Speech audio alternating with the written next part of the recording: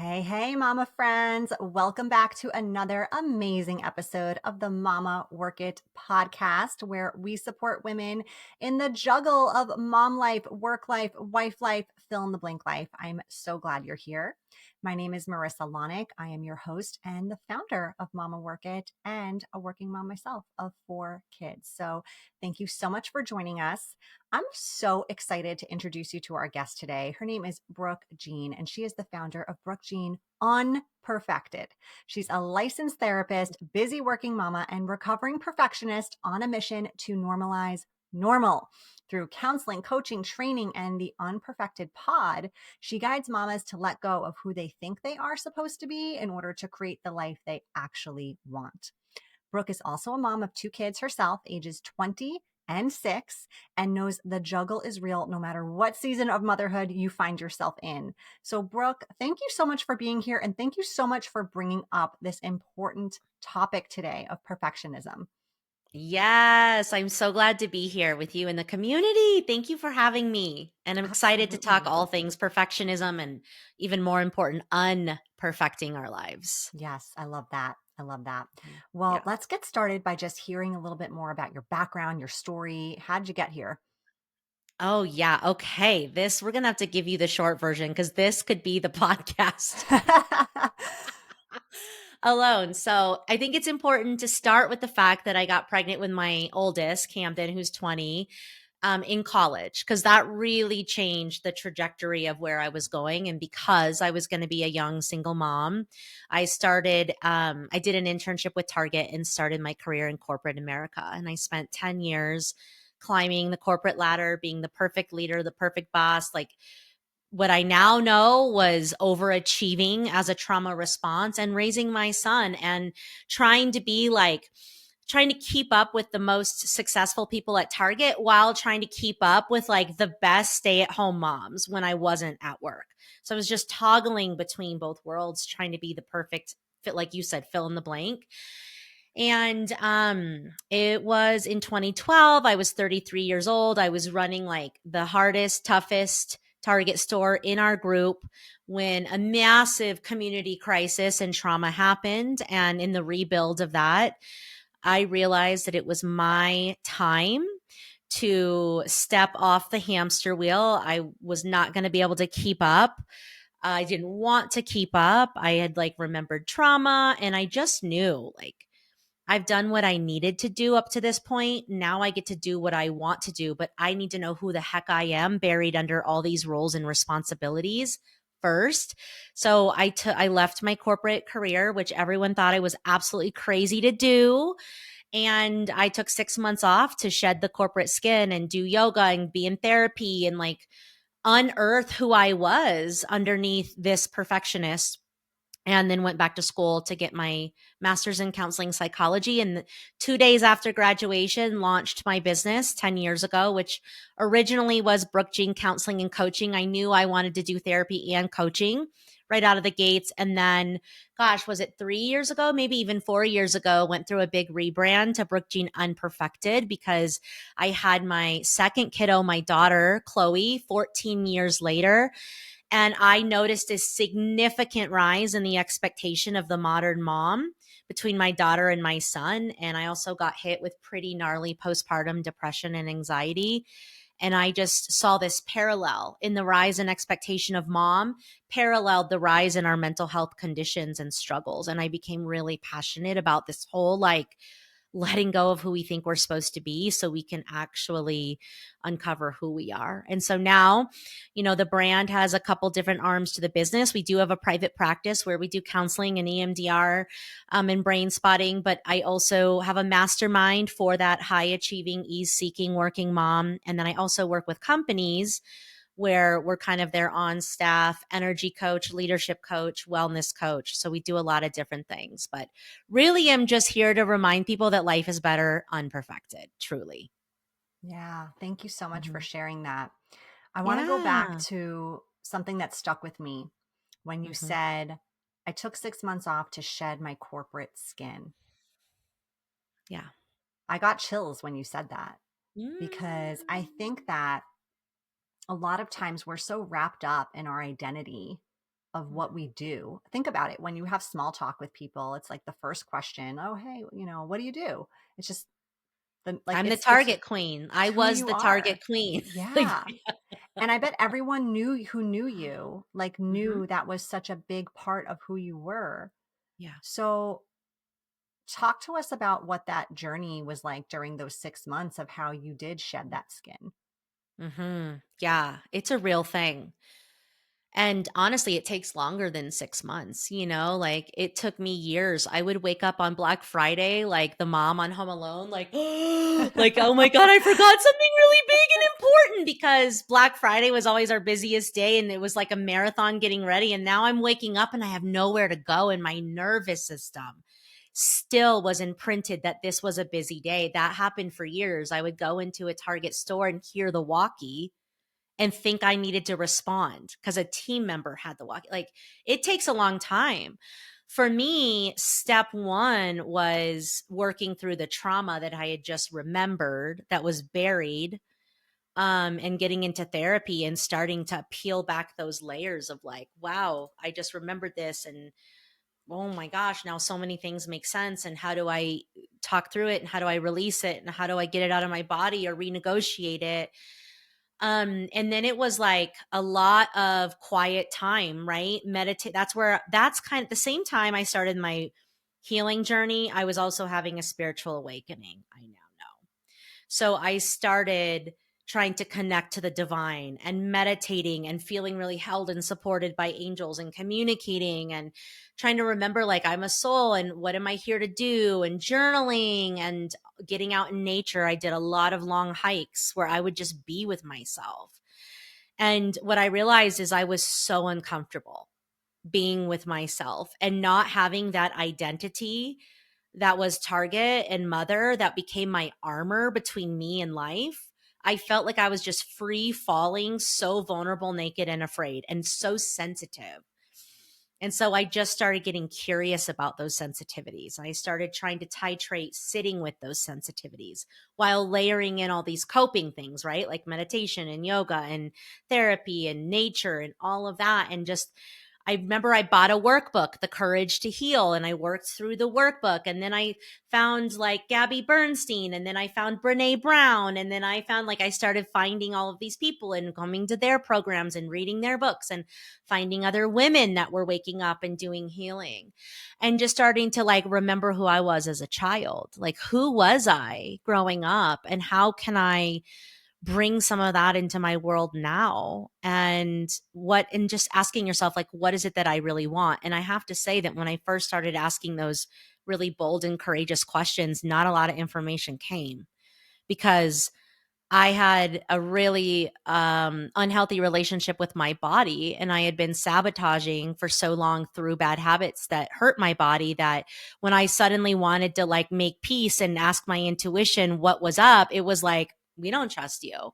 So then I had to like heal my relationship with my body and face the bad habits. And so it was very layered, but that it was really just like working through the trauma, looking at what's in the body, healing that relationship, remembering who I was as a child, getting out in nature, and just kind of meeting myself with grace and compassion and being patient, knowing that like she's in there somewhere. She buried, honey, but she is in there somewhere. And she just like slowly started coming back to life, day by day, 1%. But I'm still becoming. We haven't even arrived, honey, but that's kind of what it looked like in the beginning. A lot of shedding of layers and tears and fear because you're like, I don't know what to expect next. I don't know what's coming, but doubling down on the like, but I know I'm going to be okay because I've always been okay up to this point. Why would this be any different? Yeah. So much truth there. And healing is Mhm. so nonlinear. So Mhm. even though you're making progress, it can really feel like you're moving backwards because Mhm. you hit another area to uncover, and it's just Mhm. reliving trauma all over again, or Mhm. feeling good one day and then feeling like shit the next. So, Yeah. Well, and, like even now, as I'm bumping up against the next level of my leadership and my entrepreneurship and the next level of success, that's when we get triggered.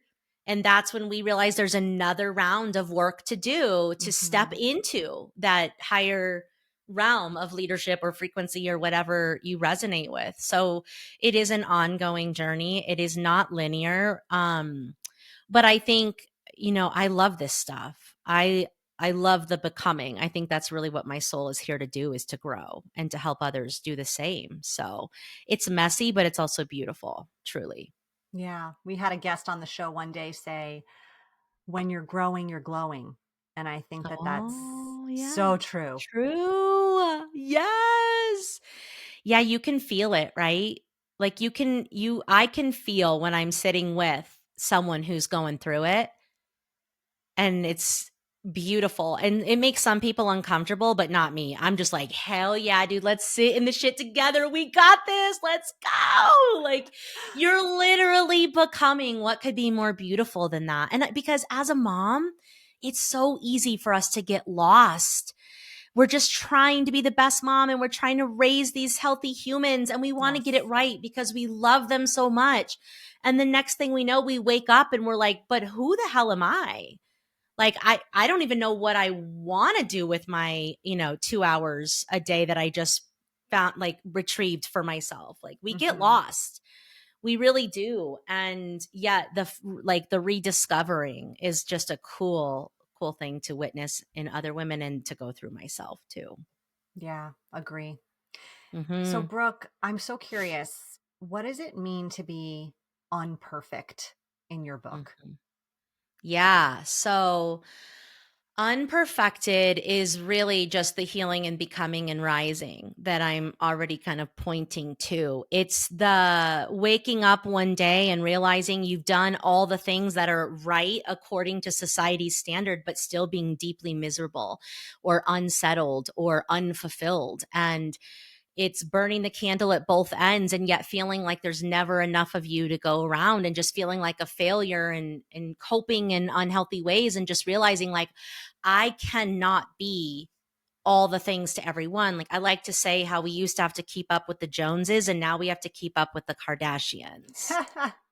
And like that alone illustrates the like endless, you know what I mean, ceiling that we're trying to get to. And so unperfected is really when you're just by nature a driven and high achieving and high performing person, and you've fallen in the trap of perfectionism and trying to be all the things. It's consciously, instead of trying harder, it's consciously getting off the hamster wheel, doing the healing work that led you into that trap in the first place, figuring out who you are and what your core values are and what actually lights you up, and letting those be your guiding posts for life.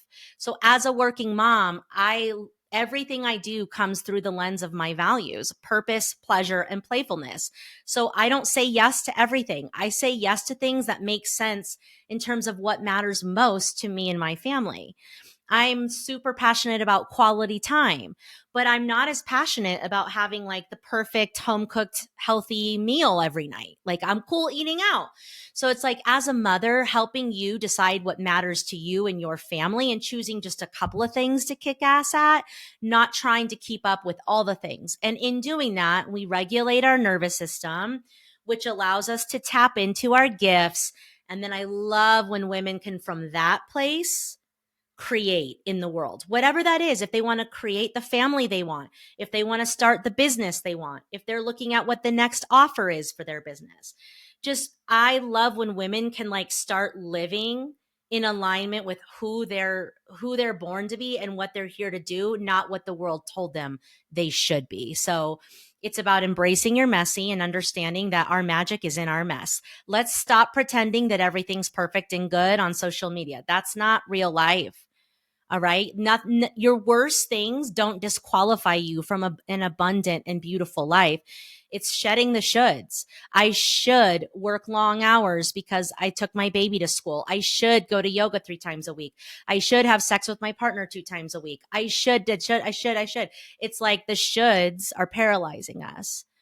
And once we kind of shed all of that, then we can find freedom in a life unperfected. So much truth there. So much truth. Mhm. I don't even know where to begin, but I mean, 100%. If I had like an emoji right now, it would just be like 100%, 100%, You're like, 100%. yes, can I have all that? Sign me up for embracing my messy. Sign me up for shedding the should. Sign me up for being true. It's a process, right?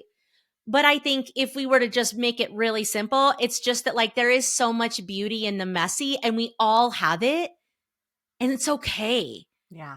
Like you're not a bad mom. You don't have a bad family. You're not getting it wrong. Like you're just on the journey figuring it out like the rest of us. And when we can take off that shame and take off that pressure, life gets a lot more enjoyable. And we really deserve that. We deserve more joy, more ease, more playfulness. And so, getting some of this weight off of our back of trying to keep up is a great place to start. Absolutely. I recently read something that I'm going to butcher it, but I'm going to try to regurgitate it. And Yeah. it was something like your kids don't need a perfect mom, they need a happy mom. Mm-hmm. Yeah. And how many times are we unhappy trying to check all the boxes? And Mm-hmm. I say this with full conviction because I am guilty of it myself. Oh, Okay. yeah. And I've Yeah. come a long way, but I still fall into the trap sometimes. Mm-hmm. I think just like Mm-hmm. healing is nonlinear, trying to be unperfected is nonlinear too. Like there's good days Oh, and yeah. bad days with this. Oh, And I yeah. have to catch myself because there are days when I'm like, have I even like smiled yet today? Have I even No, but I've laughed? grunted. I've grunted. Have I laughed at all today? Like I should be laughing at this, not crying or cursing at it. Yeah. Yes. Yes. Oh my gosh. We were pointing to something so important. Like, first of all, seriousness is the biggest buzzkill to creativity. So, like, we have got to stop taking everything so seriously. And it really is. I really value humor. Like, finding the ridiculousness in all of it is really the place to be, right? But what you quoted, I think that actually was the quote. Like, they don't need us to be perfect, they need us to be happy. And there's real science that's linking how kids do in the world to their mother's happiness. We're finding that it's more important than where they went to school, where they grew up, their socio and economic status. Mom's mental health and well-being and her happiness. And that's not to say we're happy all the time, because don't get it twisted. This is not some toxic positivity stuff we're talking about here. We are humans. We are meant to feel a wide range of emotions. It's important we teach our children all of them. But like, when we're okay, the world really is okay. When we're tapped into joy, when we feel safe enough to be happy, our kids have a better they're better off, basically. And that to me is like where the mission really comes from. Like I say all the time, heal the mother, heal the world, period. So yeah, I'm each day it's like, where's the joy? Where's the pleasure? Where's the play? We actually have to prioritize that, which is hard to do when you're juggling, 652 things.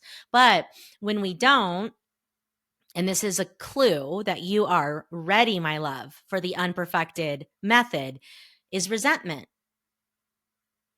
Resentment. I cannot tell you how many moms that on the outside, they have it all, baby. They got the career, they got the family, they got the house, they got the 401k, they got the 529, they got the vacations, they got the Instagram aesthetics. And behind closed doors, they're miserable and they're so deeply resentful because they're not able to live in alignment with who they are and what fills their tank. They've created a life according to society's standards and it's not fulfilling. And so resentment is a really beautiful clue to get curious about your shoulds and to one by one uproot them and bring them to the table and go, gosh, I'm doing this thing that doesn't light me up because I'm telling myself good moms should make a turkey on Thanksgiving. Like I tell the turkey story all the time when I talk, which is just like, I don't even like turkey. And went back in my retail days when, again, Black Friday was our busiest day. We only have 3 set days off in the year. That's not to say that we didn't have like our regular days off, but like guaranteed, which was Christmas, Easter, and Thanksgiving. And I had just me, my boyfriend, who's now my husband, and my son. And I felt this pressure to make this magical, extraordinary Thanksgiving happen with the turkey and the sides and the apps and the dessert and, the Dave Matthews Band and the beer in the backyard and the quality time and the deep conversations. Like I had this image of like, this is what good moms do, right? So I buy the turkey, I defrost the turkey. Of course, lo and behold, the son of a bitch is still frozen. I put it, I Google. I know you guys are laughing because this has happened to you at least once in your life of being a mom. I Google, what do I do? My bird is still frozen. It wants me to put it in a bath. I was utterly disgusted. I knew on a cellular level this should not happen, but I do it anyways because good moms make turkey on Thanksgiving. So I go like 2 hours later to pull the bird out of my sink and I'm like holding her up by her legs and she slips out of my hands and goes sliding across my kitchen hardwood floor. And it just like, I turn around, it's like slow motion. And it's like, ah! And I'm telling you, I fell to my knees in tears, which then turned into this laughter because I had this moment right then and there that I was like, what in the actual heck am I doing? Like, what am I doing? I have one day off. My value is quality time. I don't even like the taste of turkey. I don't like any part of preparing the turkey. And yet here I am, and it's just clearly not meant to be. And that's where I started realizing like how many of us are having those turkey moments where it's like the should is just driving it and it's stealing the joy and the connection. And that's not to say like if you love making turkey, go off, sister. But it's like, what are the things that make you resentful like that? That's where you get curious about what is the should driving this? And is it really something I have to do? And can I create my own new tradition? Can I create Thanksgiving in a way that I feel my happiest? Because what my family needed was a regulated, happy mom, not a mom who's literally crying on the floor and then laughing. They're literally concerned about me because the turkey. I mean, I was so distraught because the mess. I was like, we're all going to get salmonella. I was just beside myself. I was like, we are never going to clean up the salmonella. We'll never know. Anyways, so what's your turkey moment and how can you look at that and go, why am I still doing it? Because that resentment builds over time and it will make you sick. Oh, I've had many of those. Many, many. But when you say turkey, I will just share the first Thanksgiving my husband and I hosted. Yeah. We cooked the turkey with the giblets inside. Yeah. So we've Because all we done we both stuck our hand in there and couldn't find them. And that's freaking disgusting. Talk about It's disgusting. That's freaking disgusting. disgusting. And why is it buried underneath like 12 Why? Earth's crusts in there? Why? No, it's like the neck, the gizzards, like all of it. I'm done. I'm done. And then I was like peeling the skin and trying to butter with herbs. Like, cause of course it wasn't just a turkey. It had to be like, You got to I was make it watching the Martha Food Stewart, Network. Yeah, I Martha was watching the Stewart Food style. Network. Yeah, I Absolutely. printed off a freaking recipe from a Food Network show, guys. Like, this is not my nature to do that. So yeah, Well, I that's have a very, if funny. you are still making turkey, I have a very Yeah. simple recipe that I've Oh. used for many years from actually Real Simple, the magazine. Oh my gosh. Listen, save it for the next queen because I retired turkey a long That time was the ago. last, that was the last turkey you never made. Yeah, I was like, I retired that. I was like, I am not making turkey. I don't like turkey. If you want turkey, go to another house. It's cool. My family didn't care. We do ham and then we do prime rib on Christmas, but there is no turkey. Nothing And if wrong with we that. really want it, I'm just going to get the turkey breasts. But even then, I'm like, no, it's okay. I'm not a bad mom because I don't make a turkey.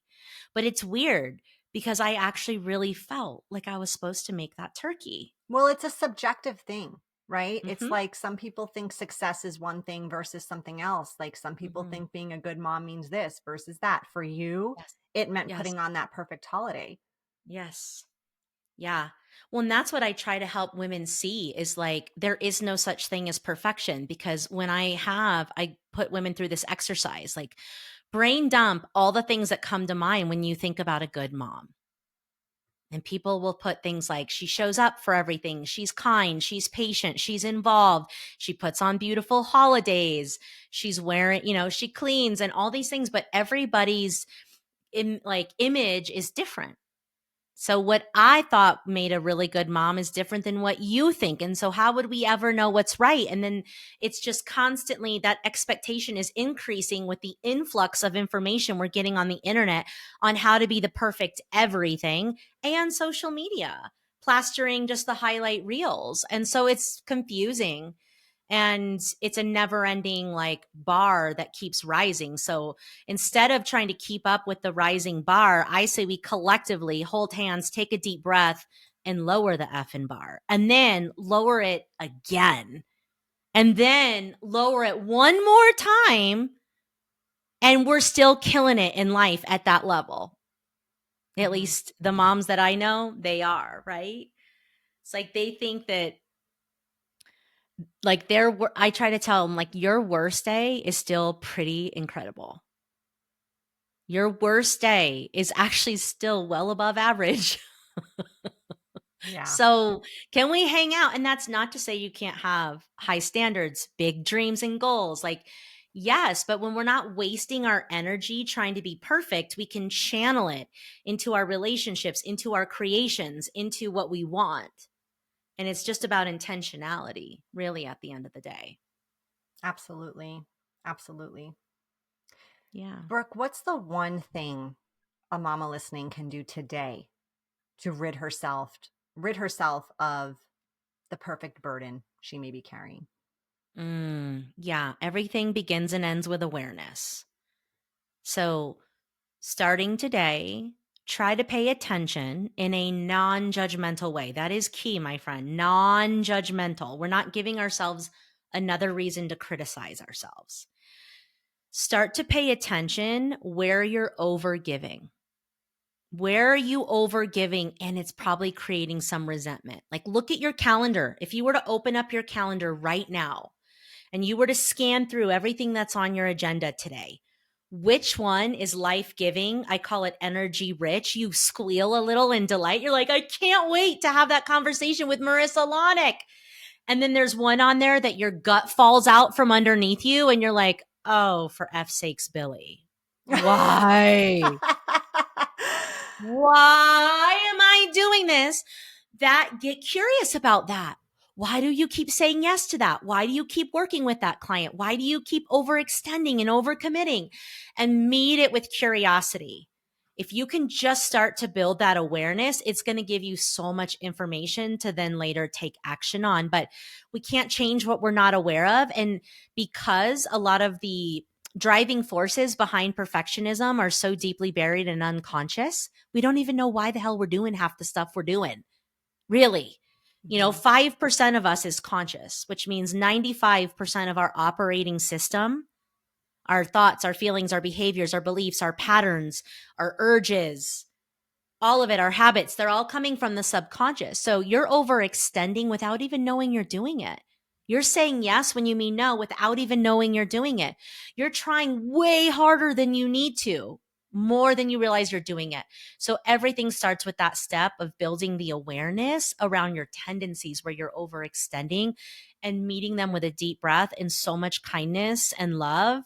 And then from there, you can build on. But look at what you're doing and where you're overextending, and look at why.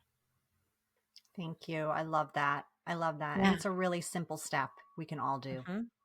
Oh, yeah. Absolutely. Look at your calendar today. You're going to go energy rich, energy rich, energy drain, energy rich, energy rich. Oh, energy disaster. It's like you'll see, and just see what happens in your body if you're kind of confused. I don't know, because women, we do get confused. We're like, our shoulds are this powerful. I feel like I don't like that, but I'm so ingrained and conditioned Hmm. to feel like I should, and that that's what moms do. So it's okay if it's a little sticky and not super clear, but go back to your body sensations. When I look at each of these engagements, what is my body doing?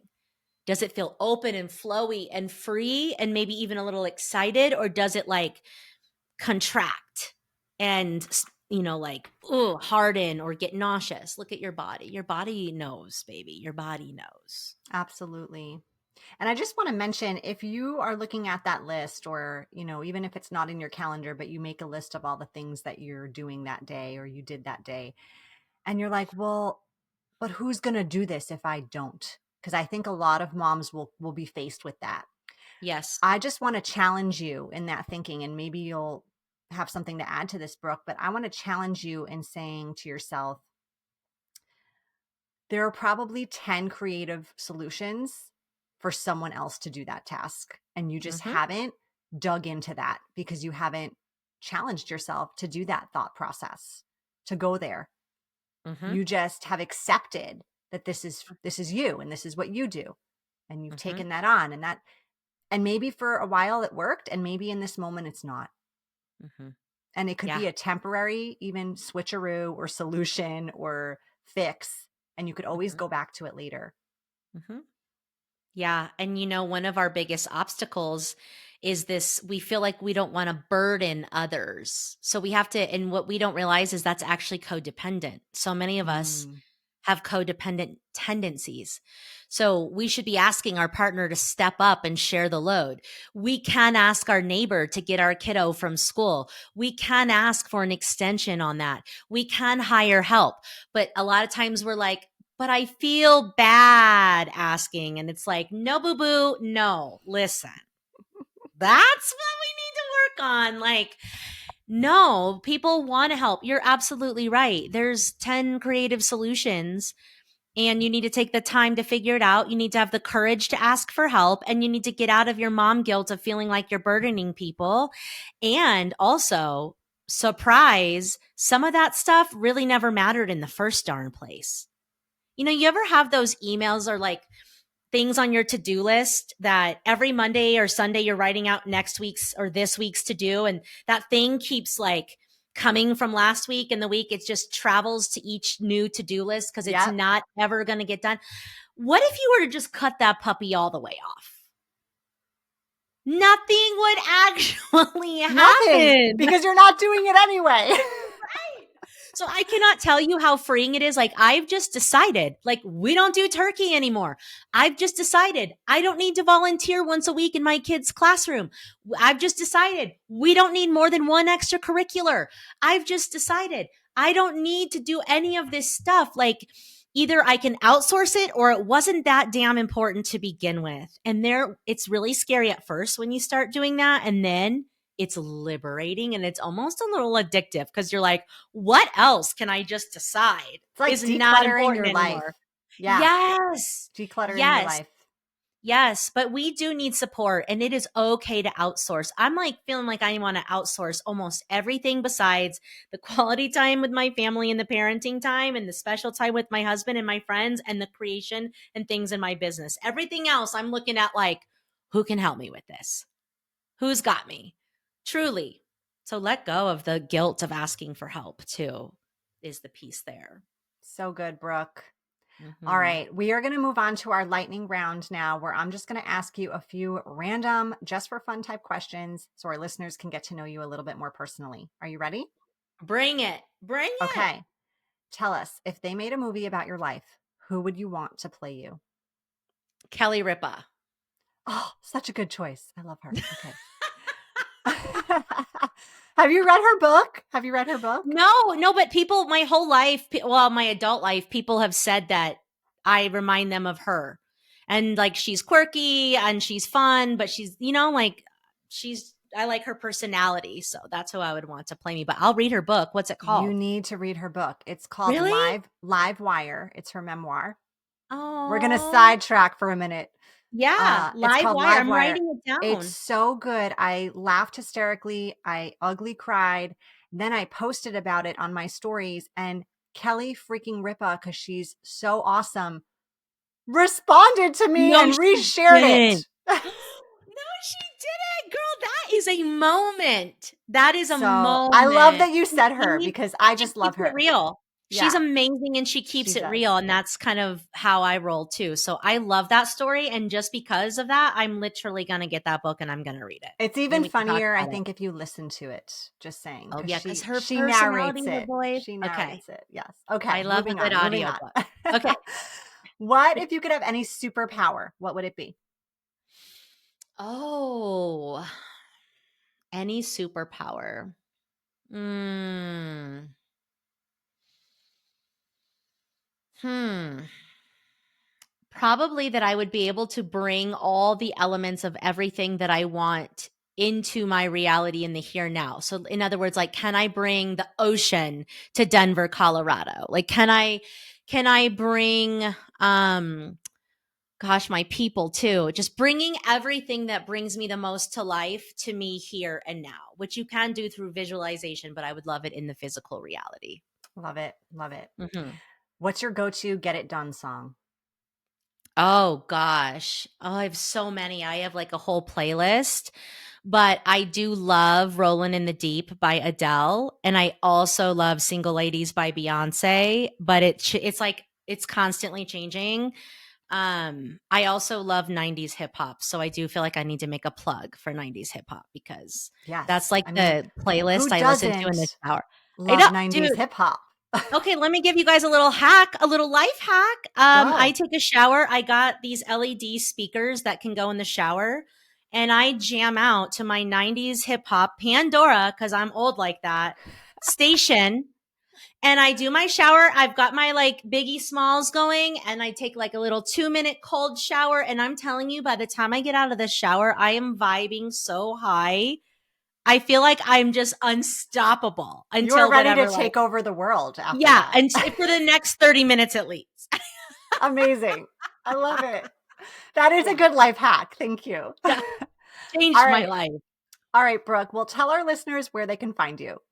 Yes. Okay. Come hang out with me on Instagram at Brooke Jean Unperfected, where I do keep it real and I embrace my messy and I just share a lot about mental health and energy and leadership and all of that. The website is liveunperfected.com.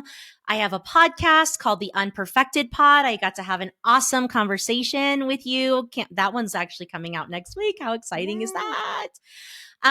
So yeah, those are great places. Oh, I do want to shout out. I have a free private Facebook community called Mommy's Mental Health Matters, and I do free live coaching on Mondays at 8:30 a.m. So if you need some love, join the group because I'm pouring into that group on a whole new level starting this coming Monday. Amazing. Thank you so much. We will link Yeah. all of that in our show notes. Brooke, it has been so fun chatting with you. Thank you so much for being here. I always love connecting with you and thank you for being you and doing this really important work in the world supporting mamas. Thank you.